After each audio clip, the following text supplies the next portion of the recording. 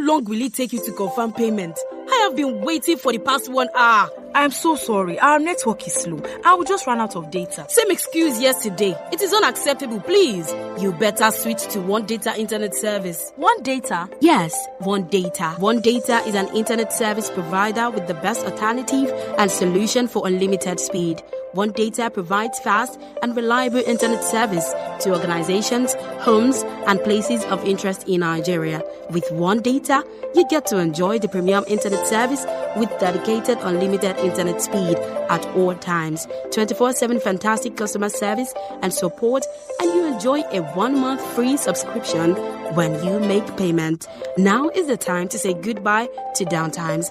Sign up with One Data today on 0811 223 2671 or visit www.onedata.ng for more inquiries. One Data, unlimited speed. Efile Emayikuro, Wells Radio, 89.3 FM. Nibe Gongon Lewa. 89.3 FM, your preferred wholesome radio. The time is 12 noon from Wells Radio, 89.3 FM, your preferred wholesome radio. Láti ìkànnì kànga àgbọ́mọ̀gbẹ́ 89.3 FM gẹ́rẹ́gẹ́ láago 12 ọ̀sán lù. News on Wells Radio, 89.3 FM.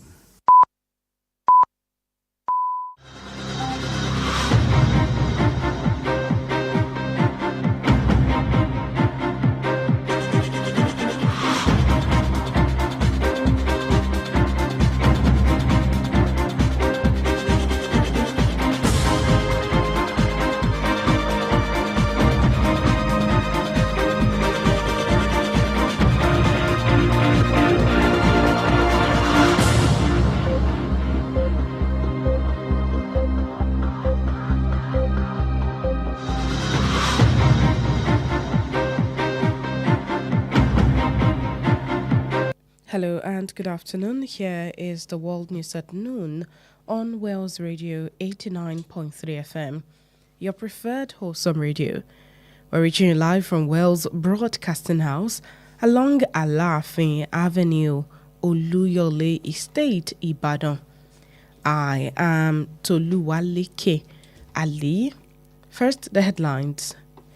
President Tinubu arrives in Lagos after international engagements. Uganda Health Ministry confirms Ebola outbreak. United States President warns against Taiwan independence after China visit. Maldives rescuers search for 4 drowned Italian divers. In the very exciting world of sports, Nigeria wins gold, silver medals in African Championships relay. Those are the headlines, now the news in detail.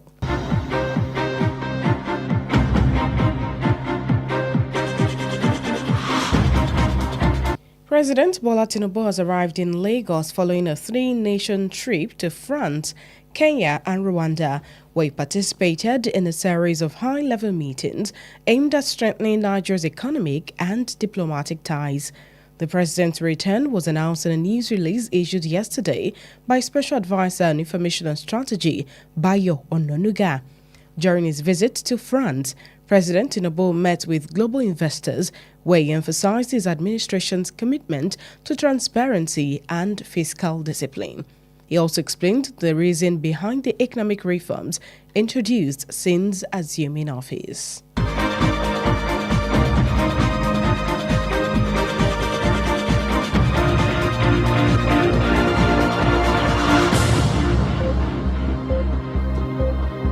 Minister of Works Dave Umahi has said investors are already expressing interest in refunding and tolling sections of President Bola Tinubu's legacy highway projects as the federal government signed agreements for 8 major road projects across the country.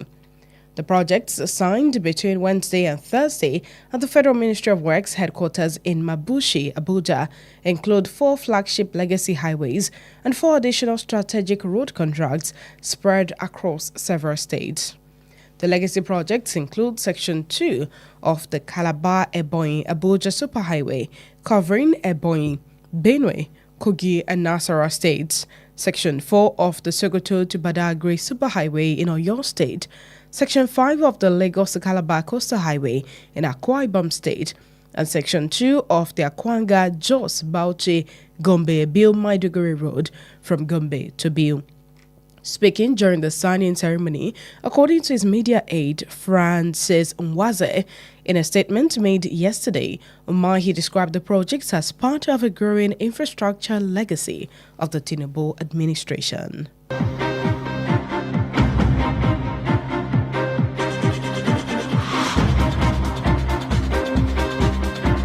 Uganda's health ministry has confirmed an outbreak of the highly infectious Ebola virus, noting that a man died from the disease after traveling from the Democratic Republic of Congo, DRC. A major outbreak of the virus was declared yesterday in the Eastern Democratic Republic of Congo, that is a neighbor to Uganda, with 65 suspected deaths.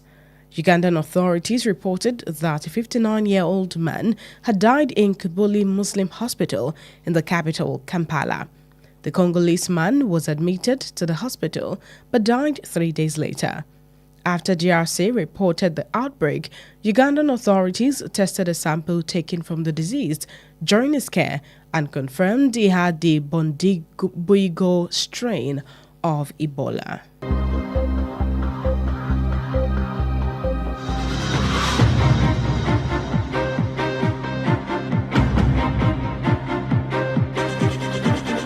United States President Donald Trump warned Taiwan against declaring formal independence after a visit to China, whose leader Xi Jinping has pressed him not to support the self-ruling island. According to reports, President Trump ended the state visit claiming to have made fantastic trade deals. Recall that President Trump invited Xi to pay a return visit to Washington in September, signaling both sides will likely seek stability in the often turbulent relationship between the world's two largest economies. On a key issue for Xi, President Trump made it clear that he opposed the declaration of independence by Taiwan and appeared to question why the United States would defend the island in case of an attack.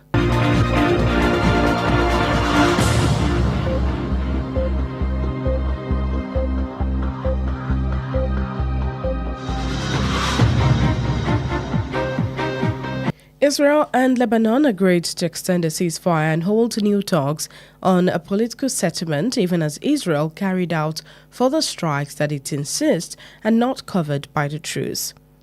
Israel has been pounding Lebanon and invaded its south in response to fire from Hezbollah, the Iranian-backed Shia movement that is not part of the ceasefire diplomacy. United States Department spokesman Tommy Pigott disclosed that the cessation of hostilities will be extended by 45 days to enable further progress. Pigott said that the State Department would hold negotiations aimed at reaching a permanent political agreement on June 2nd and 3rd, and that the Pentagon would bring together delegations from the country's militaries on May 29.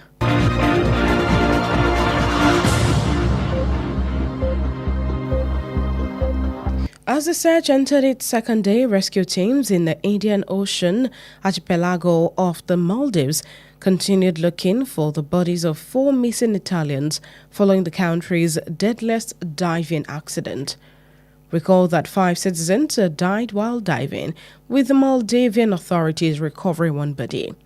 Maldives Minister of Tourism Mohammed Amin stated that Coast Guard officers and security forces are thoroughly searching remote seas around a deep cave where the divers were reported missing last Thursday afternoon. A dive by rescuers ended yesterday without any trace of the missing Italians. However, government spokesman Mohammed Hussein Sharif said the authorities had marked out the search area and would resume when the weather improves.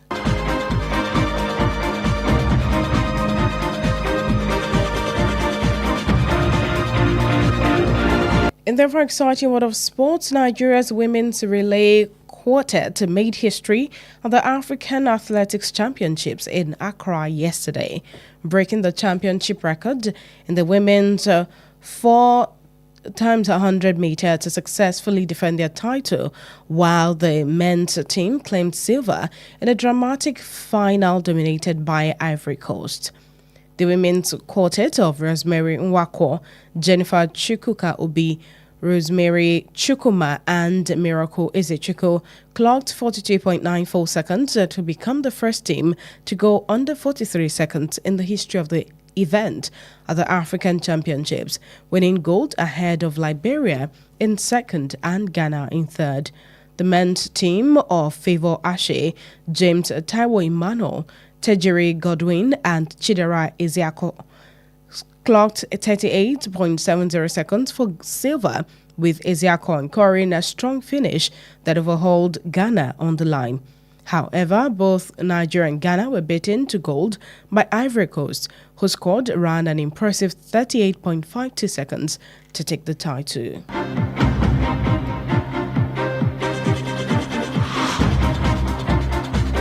That's it on the World News at noon.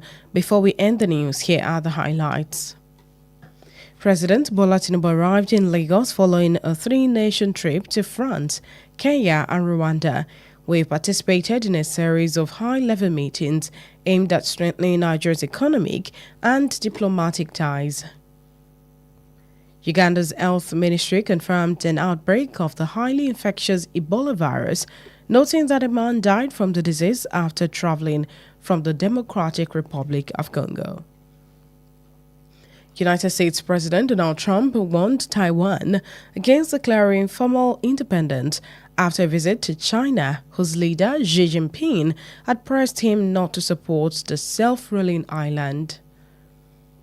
As the search entered its second day, rescue teams in the Indian Ocean archipelago of the Maldives continued looking for the bodies of 4 missing Italians following the country's deadliest diving accident. And in the very exciting world of sports, Nigeria's women's relay quartet made history at the African Athletics Championships in Accra yesterday, breaking the championship record to successfully defend their title, while the men's team claimed silver in a dramatic final dominated by Ivory Coast.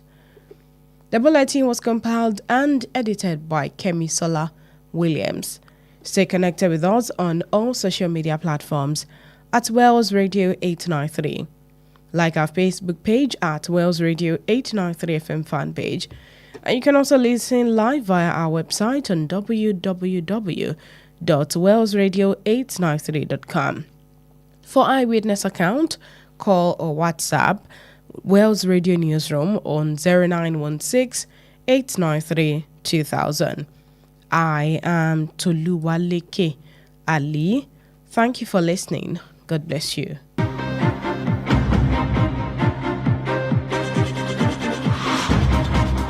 Efile Emayikuro, Wells Radio 89.3 FM. Nibe Gongon Lewa.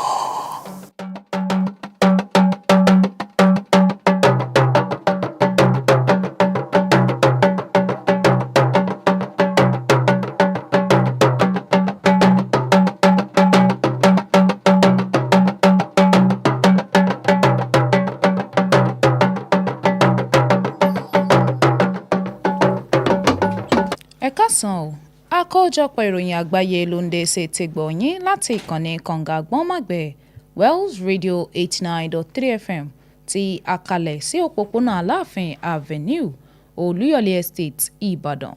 Oyè Ọlọ́run Adégòkè lóníròyìn yìí, ṣáájú ẹ̀gbọ́n àwọn kókó tó wà nínú ìròyìn náà. Ààrẹ Tinubu ló ti gúnlẹ̀ sílùú Èkó lẹ́yìn ìdásí ilẹ̀ òkèrè eléyìí tó lọ ṣe. Iléeṣẹ́ ìjọba tó ń rí sọ́rọ̀ ìlera ìlú Uganda náà ti jẹ́rìí sí ìbújáde àjàkálẹ̀ àrùn Ebola. Ààrẹ orílẹ̀-èdè Amẹ́ríkà ti ṣe ìkìlọ̀ lòdì sí òmìnira àti ìdádúró ìlú Taiwan lẹ́yìn àbẹ̀wò eléyìí tó ṣe lọ sílùú China. àwọn ikọ̀ oníṣẹ́ ìdóòlà ìlú Maldives ni wọ́n sì ń wá àwọn mẹ́rin kan ilé tí wọn ò rí tó jẹ́ pé wọ́n ti rì sínú omi àwọn tó jẹ́ awẹ́dò láti wo ohun tó wà nínú ìsàlẹ̀ odò tó jẹ́ ará Italy. Nínú ìròyìn eré ìdárayá lágbàáyé orílẹ̀-èdè Nàìjíríà ti gba àmì ẹ̀yẹ wúrà àti fàdákà níbi ìdíje eré sísá ti ilẹ̀ adúláwọ̀ Áfíríkà. Ní báyìí o ìròyìn náà rèé lẹ́kùnrẹ́rẹ́.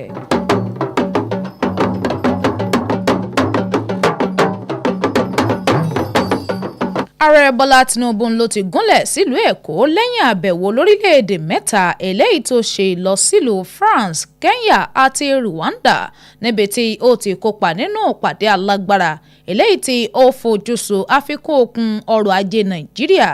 Ìkéde ìpadàbọ̀ ààrẹ ọ̀hún ló jáde nínú àtẹ̀jáde oníròyìn eléyìí tí wọ́n fi léde lánàá òde yìí nípasẹ̀ olùdámọ̀ràn ààrẹ lórí ìròyìn yan Báyọ̀ Ọ̀nánúgà. Lákòókò àbẹ̀wò tí ààrẹ lọ ṣe sílùú France, ààrẹ Tinubu pàdé àwọn afowódókòwò àgbáyé níbi tí ó ti ń ṣàtẹnumọ́ ìfarajìn ìjọba rẹ̀ lórí àkóyawọ́ tó ń ti àlàyé rẹ̀ lórí ìdí fún àtúntò ọrọ̀ ajé eléyìí tí ó fi múlẹ̀ láti ìgbà tí ó ti gbàṣẹ́ bọ́ sí ọ́fíìsì. Mínísítà fún ọ̀rọ̀ iṣẹ́ Dave Umahi ló ti sọ̀rọ̀ lórí bí àwọn afowódókòwò ti ṣe ṣetán àti bí wọ́n ti ń ṣàfihàn ìfẹ́ wọn lórí àwọn iṣẹ́ àkànṣe ojú ọ̀nà márosẹ̀ àti ti àwọn ojú pópó eléyìí tí ààrẹ Bọ́lá Tinubu ń ṣe. Bí ìjọba àpapọ̀ bí wọ́n tún ṣe buwọ́lu àdéhùn kan fúnṣẹ́ àkànṣe olójú pópó 8 jákèjádò orílẹ̀-èdè yìí. Iṣẹ́ àkànṣe ọ̀hún tí wọ́n buwọ́lù láàrin ọjọ́rú sí ọjọ́bọ̀ ní olú iléeṣẹ́ ìjọba àpapọ̀ eléyìí tí ó ń rí sí ọ̀rọ̀ iṣẹ́ ní Mabushi ìlú Àbújá tó fi mọ́ àwọn iṣẹ́ ọ̀nà òpópónà márosẹ̀ 4 mìíràn eléyìí tí wọ́n pín káàkiri ọ̀pọ̀lọpọ̀ ìpínlẹ̀. Lára iṣẹ́ àkànṣe náà láti rí òpópónà márosẹ̀ abala kejì Calabar sí Ebonyi wọ Àbújá tó fi mọ́ bó ti wọ Ebonyi, Benue sí Kogi àti ìpínlẹ̀ Nasarawa. Òmíràn ó ní ti Sokoto sí Badagry ní ìpínlẹ̀ Ọ̀yọ́ èyí tó jẹ́ abala 4 eléyìí tó wá jẹ́ abala 5 rẹ̀ ní ti ọ̀nà etí òkun Èkó sílùú Calabar tó jẹ́ ti ìpínlẹ̀ Akwa Ibom àti ti abala kejì ti Akwanga sí Jos Bauchi Gombe Biu òpópónà Maiduguri láti Gombe sí Biu. Lákòókò ayẹyẹ ìbuwọ́lù ọ̀hún gẹ́gẹ́ bí ọ̀rọ̀ ilé tí wọ́n fi léde tó jáde nípasẹ̀ amúgbálẹ́gbẹ̀ẹ́ ìgbóhùnsáfẹ́fẹ́ rẹ̀ yan Francis Nweze lánàá òde yìí, Umahi ó ṣàpèjúwe àwọn iṣẹ́ àkànṣe náà bíi lára àwọn ohun amáyédẹrùn eléyìí tí ìjọba Tinubu ń fi lélẹ̀ fún ìrọ̀rùn tó ní í ṣe pẹ̀lú ìrìnnà.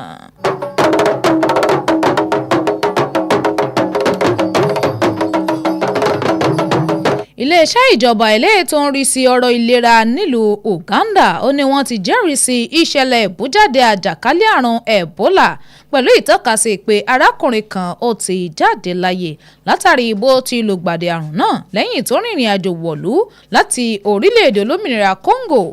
Ìbújáde àrùn náà tí wọ́n kéde lánàá òde yìí nílùú Congo tó jẹ́ ìlú alábàápínlẹ̀ ti Uganda ó ní wọ́n kéde pé wọ́n fura sí bí àrùn náà bó ti gbẹ̀mí àwọn ènìyàn tó ń ka wọn jẹ́ 75. Àwọn aláṣẹ ìlú Uganda wọ́n wá fìròyìn léde lórí arákùnrin kan tó jẹ́ ẹni ọdún 69 eléyìí tí ó ti jáde láyé nílé ìwòsàn kan ti Kibuli ní olú-ìlú Kampala.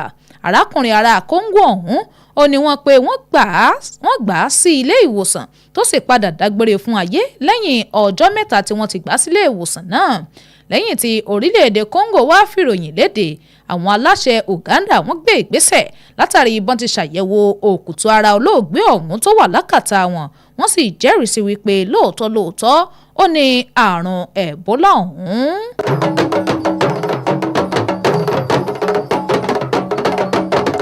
Ààrẹ orílẹ̀-èdè Amẹ́ríkà Donald Trump ló ti ṣe ìkìlọ̀ fún Taiwan lòdì sí kíkéde ara wọn bí ìlú olómìnira eléyìí tó ti dá dúró lẹ́yìn àbẹ̀wò eléyìí tó ṣe lọ sílùú China níbi tí olórí ìlú China Xi Jinping tó ti bá a sọ̀rọ̀ lórí pé kó má ṣe àtìlẹ́yìn fún ìlú erékùṣù eléyìí tó ń dáṣe ìjọba fúnra rẹ̀ o gẹ́gẹ́ bí àkójọpọ̀ ìròyìn ti fi léde ààrẹ Trump ló parí àbẹ̀wò rẹ̀ pẹ̀lú ọ̀rọ̀ nípa pé òun ti gbé ìgbésẹ̀ ìdúnadúrà eléyìí tó dára lórí ìṣòwò tẹ́ ẹ bá gbàgbé ẹ rántí pé ààrẹ Trump ó pe Xi náà pé kí Xi ó wá ṣe àbẹ̀wò padà sílùú Washington nínú oṣù kẹsàn-án èyí tó ń sàmì ìdúróṣinṣin nínú ìbáṣepọ̀ àwọn orílẹ̀-èdè méjèèjì tó ní ọrọ̀ ajé eléyìí tó tóbi jùlọ lágbàáyé lórí ọ̀rọ̀ eléyìí tó wá ṣe kókó sí Xi ààrẹ Trump sọ̀rọ̀ lórí pé òun lòdì sí ìkéde òmìnira ìdádúró ìlú Taiwan àti bí ó ti hàn pé ó ń ṣe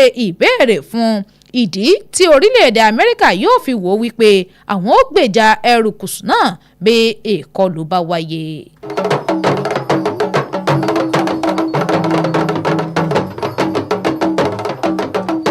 ìlú Israeli àti Lebanon ni wọ́n ti jọ gbà sí àfikún àkókò ojogun omi tó ní í ṣe pẹ̀lú ìdáwọ́ ogun dúró wọn àti àjọsọ̀rọ̀ tuntun eléyìí tí wọ́n ṣe lórí bí wọ́n ó ti yanjú ọ̀rọ̀ wọn kódà bí Israeli bọ́n ṣe ń ṣe àwọn ìkọlù eléyìí tí wọ́n pe kò ní í ṣe pẹ̀lú ti àdéhùn alálàáfíà ọ̀hún Israeli ti ń ṣe ìkọlù sí Lebanon àti ní apá gúúsù wọn ní èsì sí ìkọlù eléyìí tó wáyé látọ̀dọ̀ àwọn ikọ̀ Hezbollah àwọn ikọ̀ eléyìí tí Iran ń ṣe àtìlẹ́yìn fún tí ọ̀rọ̀ wọn kò sì sí lára àdéhùn jogun omi èyí tí wọ́n jọ buwọ́lù ọ̀hún agbẹnusọ ẹ̀ka ìlú ti orílẹ̀-èdè Amẹ́ríkà Tommy Pickett òun náà sọ̀rọ̀ lórí ìdádúró ogun wọn tí wọ́n fi kún àkókò rẹ̀ pẹ̀lú ọjọ́ tí í ṣe ọjọ́ márùndínláàádọ́ta Pickett wá tẹ̀ wájú lórí ọ̀rọ̀ pẹ̀lú bí wọn yóò ṣe dúnadúrà tí yóò sì dá lórí bí àdéhùn wọn bí ó ti yanjú ní ọjọ́ kejì sí ọjọ́ kẹta nínú oṣù kẹfà.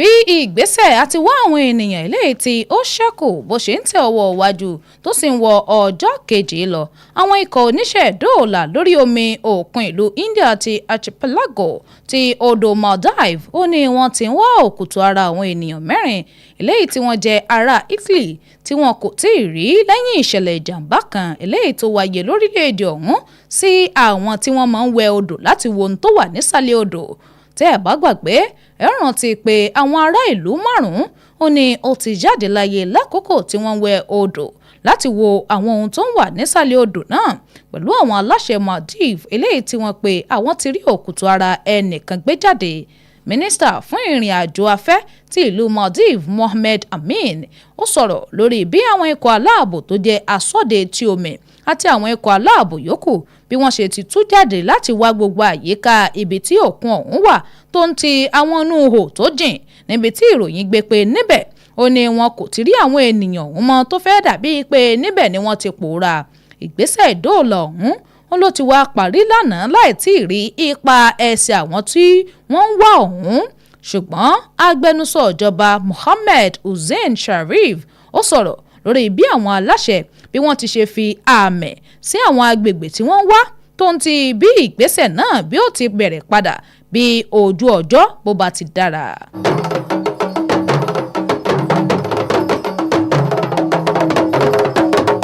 nínú ìròyìn eré ìdárayá lágbàáyé àwọn ikọ̀ eléré sísá tó jẹ́ obìnrin ti orílẹ̀-èdè Nàìjíríà ó ní wọ́n ti fi ìtàn balẹ̀ níbi ìdíje eléré sísá ti ilẹ̀ adúláwọ̀ Áfíríkà eléyìí tó wáyé nílùú Accra lánàá òde yìí pẹ̀lú àwọn àṣeyọrí eléyìí tí wọ́n ṣe àkọsílẹ̀ rẹ̀ lórí bí àwọn obìnrin bí wọ́n ti ṣàṣeyọrí nínú ìdíje eré sísá tó jẹ́ oníwọ̀n 100 nígbà tí àwọn ikọ̀ ọkùnrin àwọn gba fàdákà nínú ìdíje àṣekágbá èyí tí ikọ̀ ìlú Ivory Coast ti jẹ gàba lé lórí igun àwọn obìnrin tiwa àwọn ni Rosemary Nwanko, Jennifer Chukwuma Obi, Rosemary Chukwuma àti Miracle Ezechukwu eléyìí tí wọ́n sáré ní ìṣẹ́jú àáyá 42 ó gbé 54 pọ̀n láti di ikọ̀ àkọ́kọ́ eléyìí tó sáré lábẹ́ ìṣẹ́jú àáyá 43 nínú ìtàn ìdíje náà pẹ̀lú bí wọ́n ṣe gba àmì ẹ̀yẹ wúrà ṣáájú Liberia tó wà ní ipò kejì tó ń ti Ghana eléyìí tí àwọn gba ipò kẹta ikọ̀ àwọn ọkùnrin ní tiwọn lára àwọn láti rí Favour Ashe, James Taiwo Emmanuel, Tedrick Godwin àti Chidera Ezeako eléyìí tí àwọn sáré láàrin ìṣẹ́jú àáyá 38 ó lé 70 fún àmì ẹ̀yẹ fàdákà pẹ̀lú Ezeaco eléyìí tó parí lọ́nà àrà. Ẹ̀wẹ̀ àti Nàìjíríà àti Ghana ó ní wọn kò rí àmì ẹ̀yẹ wúrà gbà torí bí Ivory Coast bó ti nà wọ́n tó sì fìdí wọn janlẹ̀ pẹ̀lú bí wọ́n ti sáré láàrin ìṣẹ́jú àyà 48 ó lé 52 eléyìí tí wọ́n fi gba ipò náà mọ́ wọn lọ́wọ́.